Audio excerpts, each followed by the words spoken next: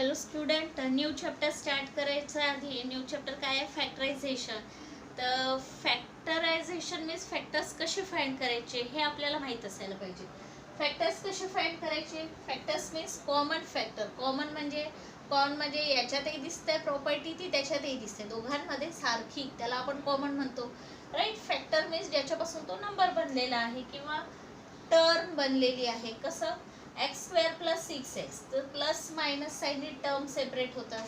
Okay, ही एक term, ही दुसरी term. आता याच्यात सारखं काय आहे? नंबर इथे 6 आहे, इथे कोण नाही म्हणजे 1 आहे. 1 म्हणजे 6 होतो का? नाही. 1 म्हणजे 1, 6 म्हणजे 6 व्हॅल्यू आहे.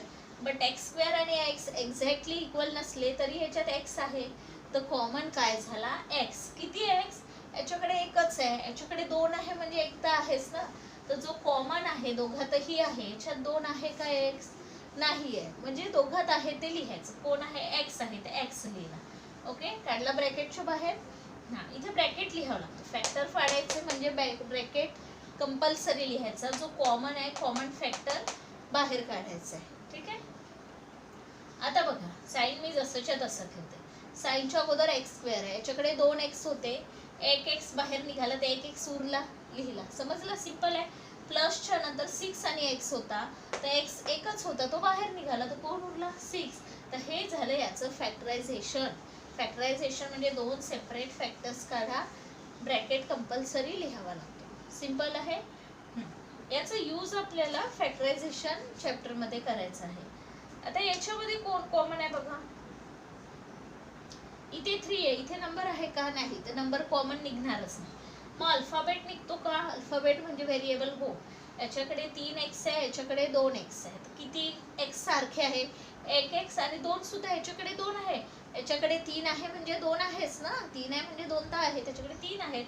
तर मग जास्तीत जास्त किती कॉमन आहे? तर x², 2x कॉमन आहे. जास्तीत जास्त 2x कॉमन आहे, त्याला आपण x² म्हणतो. ओके, तर x² मी बाहेर काढला. हां, तर साईन जसंच्या तसं. मग याच्यातला कोण बाहेर निघाला? 3 गेला का? नाही, तर 3 जसंच्या तसा. 3x होते, त्याच्यापैकी 2x गेले. 3x होते, राईट.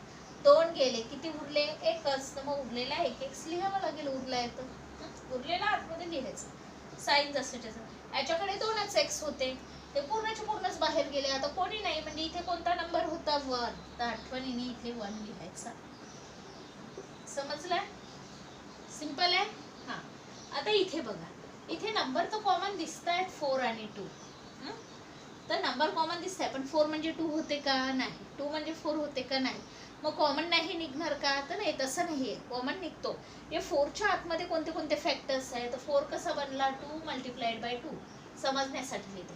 म्हणजे इथे 2 आहे आणि याला 2च्या टर्ममध्ये लिहिता येतं. 4ला 2 × 2 = 4, बेदुने 4. म्हणजे दिसायला जरी 4 असले, याच्या आतमध्ये 2 2 आहेत आणि फॅक्टर्स ऑलवेज मल्टिप्लिकेशनमध्ये. बघा, हा याच्यासोबत साईन नाही, म्हणजे इथे मल्टिप्लिकेशन साईन आहे. ब्रॅकेटच्या समोर साईन नाही म्हणजे मल्टिप्लिकेशन समजायचं याच्यासमोर. जसं याचा फॅक्टर हे दोघं मल्टिप्लिकेशनमध्ये, तसं या 4चे फॅक्टर हे दोघं मल्टिप्लिकेशनमध्ये. मग आता कॉमन कोण आहे? 2. याच्याकडे तर 2 2 आहे, याच्याकडे एकच 2 आहे, तर एक 2 तर कॉमन आहे ना. हां, तर बाहेर काढायचं. काढला. अल्फाबेट कॉमन आहेत का? x म्हणजे y होतो का? नाही, नाही काढायचा. मग आता कोण उरलं बघा. आता 4ला नाही बघायचं, याला बघायचं. 2 2 पैकी एक 2 निघाला आहे, तर एक 2 उरला, लिहायचा. दोघांपैकी एक निघाला, एक उरला. व्हेरिएबल x² पूर्ण जसंच्या तसं उरलेलं आहे, कारण बाहेर काही काढलंच नाही. साईन जसंच्या तसं. एक 2 बाहेर निघाला ना. हां, कोण उरलं? y. आणि दोन्ही मिळून कॉमन निघताना एकच 2, असे 2 वेळा 2 2 लिहितो का? नाही. कॉमन निघताना दोघं मिळून एकच लिहिल्या जातो. ठीक आहे. याचा x नाही, याचा x कॉमन असं नाही लिहिताना एकच, जेवढा कॉमन आहे तेवढा. आता इथे बघा, आता 6 म्हणजे 2 होतो का? नाही. पण 6ला 2च्या टर्ममध्ये लिहिता येते. 3 × 2 म्हणा, नाही तर 2 × 3. 6 होतात. हो. आणि हा x² आणि हा 2x. कॉमन कोण आहे बघा? 2 आहे, एकच 2 कॉमन आहे, काढला. अल्फाबेट कॉमन आहे का बघा. याच्याकडे 2x आहे, याच्याकडे 1x आहे, म्हणजे एक तर x कॉमन आहे ना. काढला बाहेर. ठीक आहे. लिहिताना कधी पण पहिले नंबर मग अल्फाबेटच लिहितात. बघा, इथे पण नंबर अल्फाबेट, तो रूल आहे मॅथ्सचा, तसं लिहायची पद्धत आहे. पहिले नंबर नंतर अल्फाबेट, जरी मल्टिप्लिकेशन असलं दोघांमध्ये. हां, आता ह्यात साईन जसंच्या तसं, साईनचं काय सांग. हा आता 6ला नाही पाहायचं, याची फॅक्टर पाहिजे. फॅक्टर पैकी 2 गेला, कोण उरला 3, जो उरला तो लिहायचा. 2x होते, 1x गेला, 2x होते, 1x गेला, तर 1x उरला, उरलेला लिहायचा. ठीक आहे. इथे 2x चे 2x पूर्णच बाहेर गेला. आता पूर्णच बाहेर गेला, कोणी नाही म्हणजे 0 नाही लिहायचा, काय लिहायचा 1 लिहायचा. इथे x च्या समोर आता इथे कोणीच नाही, तर 2x मल्टिप्लाइड बाय 1 आहे असं कन्सिडर केलं जातं. तर कोणी नाही म्हणजे अशी रिकामी जागा नाही सोडून द्यायची. हा पूर्ण बाहेर गेला म्हणजे 1, म्हणजे याचं तुम्ही ब्रॅकेट मल्टिप्लिकेशन केलं तर ओरिजिनल हे आन्सर भेटतं. ठीक आहे.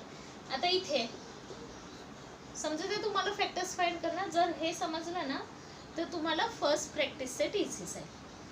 25लाच कसं लिहाल 5 मल्टिप्लाइड बाय 5. ओके.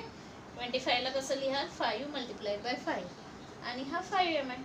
25 म्हणजे 5 तर होत नाही, पण 25चे फॅक्टर्स पडतात जसे याचे पडत होते. हां, मग कॉमन कोणता नंबर आहे 5, तर 5 बाहेर काढला मी. ओके. याच्याकडे 1 5, याच्याकडे 2 5, तर 2 5 पैकी एक कोणता तरी निघाला. यम इथे 2 आहे, इथे 1 आहे, किती यम बाहेर निघतील. कॉमन किती आहे, सारखे किती आहे, एकच आहे ना. याच्याकडे एकच आहे, याच्याकडे बाहेर निघालं 2 एम आहेत का नाही, त्याच्याकडे जेवढे आहे तेवढेच, कमीत कमी 1. ठीक आहे. साईन जसंच्या तसं. तर 25ला नाही पाहायचं, तर इथे लिहिताना याला पाहायचे फॅक्टर्स. 1 5 लिहिला, 1 5 उरला. ठीक आहे. आता यम स्क्वेअर म्हणजे 2 यम होते, 1 लिहिला आहे, 1 यम उरला. हो ना, 2 होते, 1 लिहिला, 1 उरला. 5 यम पूर्णच्या पूर्ण बाहेर गेला. आता इथे कोणीच नाही म्हणजे किती लिहाल 1.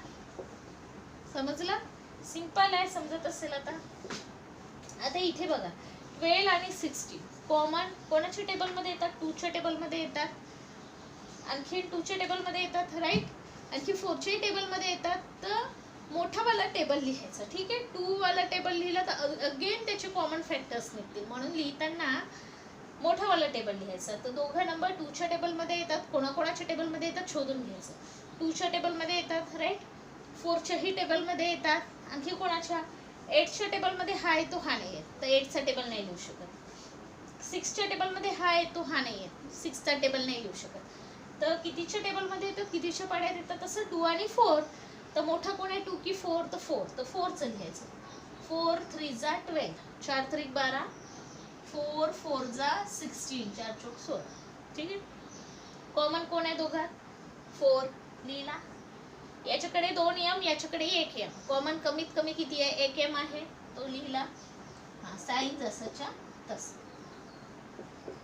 आता इथे काय लिहायचं साईनच्या अगोदर, तर साईनच्या अगोदर बघायचं. तर नंबर याला न पाहता याला पाहायचं ज्याचे फॅक्टर्स पडले. तर 4 आहे, कोण लिहायचं राहिलं 3. यम किती होते 2, त्याच्यापैकी 1 यम लिहिलाय, तर किती यम उरला 1 यम उरला. ठीक आहे. तसंच इथे पण 4 4 आहे, तर 1 4 निघाला, तर 1 4 उरला. हा 1 2 4 होते, 1 4 लिहिलाय, तर 1 4 उरलेला तर लिहायला लागेल ना. लिहिताना 1 बाहेर काढला आपण, 1 उरला होता तो लिहायचा. आणि एकच यम आहे तर तो बाहेर निघालेला आहे. एकच यम होता तो बाहेर निघाला, आता राहील का नाही. आणि दोघांना इथूनही यम निघाला, इथूनही, तर निघताना एकच यम लिहावं लागते. तर हे झालं फॅक्टर्स फाइंड करणं, याला म्हणतात कॉमन फॅक्टर फाइंड करणं. एकदा का तुम्हाला हे फॅक्टर्स कसे बाहेर काढायचे समजलं, तर तुम्हाला जे मी फर्स्ट प्रॅक्टिस सेट घेईल या 6 चॅप्टरची, तर ते समजायला इझीच आहे. ठीक आहे.